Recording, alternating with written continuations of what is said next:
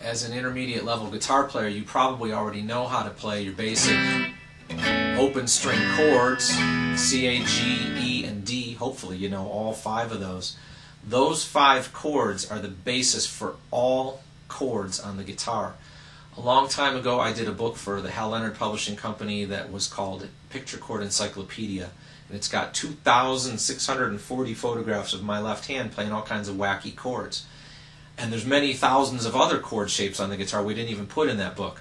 But every single chord shape you can ever play on the guitar can be traced back to one of these 5 shapes.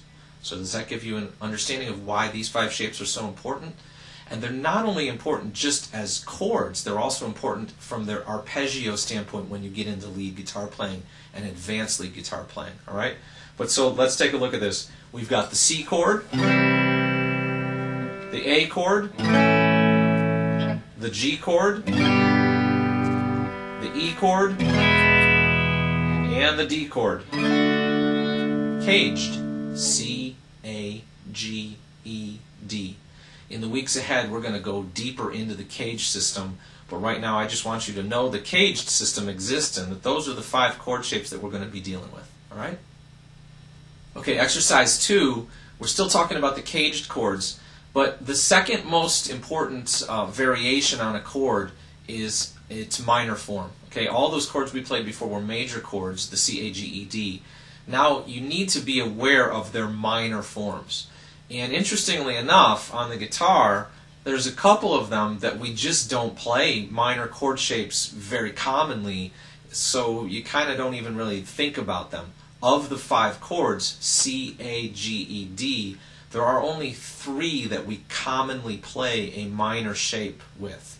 Now, in advanced playing of those thousands of chords I mentioned down the road, yeah, I suppose you could maybe trace a chord back to a C minor chord, but there's not really a C minor shape that's that C shape that we use, okay? So we're going to skip the C chord, we're going to go to the A chord, and the minor version of it has, on the 2nd string, we have our first finger at the 1st fret. You probably already know this, but I just want you to be aware. A minor, okay? There is no commonly played G shape in its minor form. So we'll skip ahead to E. We've got our E major chord when that finger's down on the 3rd string. When it's off, it's the minor shape. Okay? You hear minor chords have that kind of sad sound to them, all right? Major chords have that kind of happy sound to them. And then, of course, caged, C, A, G, E, D, the final shape is our D chord. Here's the D major shape. The D minor shape has us back there on the 1st fret. And it sounds like this.